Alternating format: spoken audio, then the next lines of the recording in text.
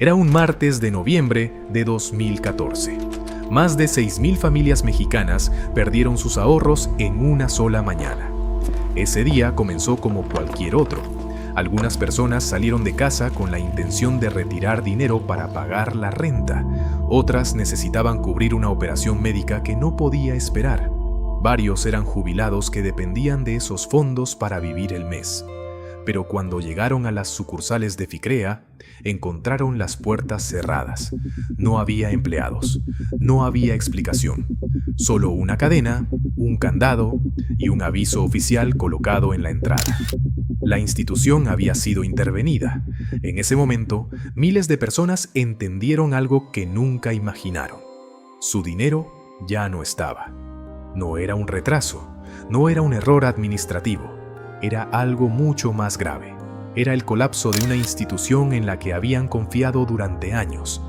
Esta es la historia de cómo ocurrió, de quién lo permitió y de por qué, más de 10 años después, la mayoría de las víctimas todavía no ha recuperado lo que perdió. Ficrea. El nombre completo era Financiera Ficrea. Era una sociedad cooperativa de ahorro y préstamo fundada en la Ciudad de México. En el papel, su funcionamiento era simple. Las personas depositaban su dinero, la institución lo administraba y a cambio ofrecía rendimientos. Funcionaba de forma muy similar a un banco, pero no era un banco, y esa diferencia fue clave. Ficrea comenzó a operar alrededor de 2008. Durante sus primeros años creció de forma discreta, captando clientes principalmente en zonas urbanas de clase media. Su propuesta no era extravagante, no prometía riqueza inmediata, no hablaba de inversiones milagro, prometía algo mucho más convincente: estabilidad, rendimientos ligeramente superiores a los de los bancos tradicionales, atención personalizada y una imagen de solidez que generaba confianza. Para muchas personas, especialmente trabajadores del sector público, maestros y jubilados, Ficrea representaba una alternativa razonable. No estaban buscando especular, no querían asumir riesgos innecesarios, solo querían que su dinero estuviera seguro. Para 2013, la institución ya contaba con miles de socios ahorradores. El flujo de dinero era constante, la operación parecía normal, pero por dentro, algo no estaba funcionando como debía. La pregunta es: ¿en qué momento dejó de ser una institución legítima? Para entender cómo esto fue posible, hay que mirar el entorno en el que operaba. Ficrea no era un banco, y eso significaba menos supervisión. Las sociedades cooperativas de ahorro y préstamo en México operan bajo un esquema distinto, con procesos de autorización y vigilancia que durante años tuvieron vacíos importantes. Ficrea creció dentro de ese espacio. De acuerdo con reportes oficiales, ya existían irregularidades detectadas antes de la intervención, pero los mecanismos para actuar no fueron lo suficientemente rápidos. Mientras tanto, el director general, Rafael Olvera Amezcua, tenía control sobre el destino de los recursos, y ese dinero no estaba siendo manejado de forma prudente. En términos simples, el dinero que entraba por la puerta salía por otra. Era desviado hacia empresas relacionadas con los propios directivos, se utilizaba para cubrir operaciones que no estaban respaldadas, y se movía sin la transparencia que los ahorradores asumían que existía.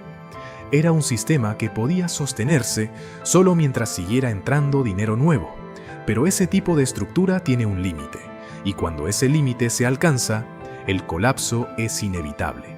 En noviembre de 2014, ese momento llegó. El flujo se detuvo, y todo se vino abajo.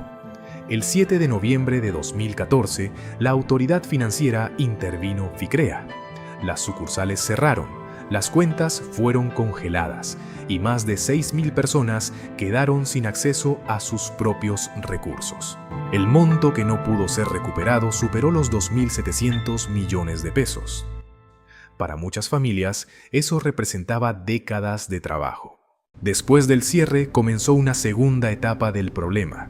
Las víctimas empezaron a organizarse, presentaron denuncias, formaron colectivos, se manifestaron frente a instituciones públicas. No pedían beneficios, Pedían recuperar lo que era suyo, pero la respuesta fue lenta. El proceso legal avanzó. Rafael Antonio Olvera Amezcua fue detenido y llevado ante la justicia. Sin embargo, los tiempos judiciales no responden a la urgencia de quienes dependen de ese dinero para vivir. Mientras tanto, entró en juego el Fondo de Protección. Este mecanismo existe para cubrir parcialmente a los ahorradores en casos como este. Pero tiene límites. No todos los afectados recibieron la misma compensación. Algunos recuperaron una parte, otros prácticamente nada. Las historias comenzaron a repetirse. Personas que habían depositado su liquidación laboral, ahorros acumulados durante décadas, fondos destinados para retiro o emergencias médicas, dinero que ya no estaba disponible. Para muchas familias, la pérdida no fue solo financiera, fue estructural. Cambió planes de vida, canceló proyectos y en algunos casos obligó a empezar desde cero. Más de 10 años después, el proceso de recuperación no ha sido completo. Para algunos, la justicia llegó tarde. Para otros, nunca llegó. El caso Ficrea no fue un accidente aislado. Fue el resultado de múltiples fallas. Fallas en supervisión, fallas en regulación y fallas en los mecanismos diseñados para proteger a quienes confiaron su dinero. Pero también fue el resultado de algo más simple: confianza. Nadie que depositó su dinero en Ficrea pensó que estaba tomando un riesgo extremo. No estaban apostando, estaban ahorrando. Y esa es la parte más relevante de esta historia. Porque la pregunta no es solo cómo ocurrió esto. La pregunta es cuántas instituciones similares pueden estar operando hoy, bajo condiciones parecidas, captando recursos, generando confianza y funcionando dentro de zonas donde la supervisión no siempre alcanza. El problema no es únicamente el fraude cuando ocurre. El problema es el sistema que permite que ocurra. Esto no fue un error, fue una estructura que falló y miles de personas que pagaron el precio.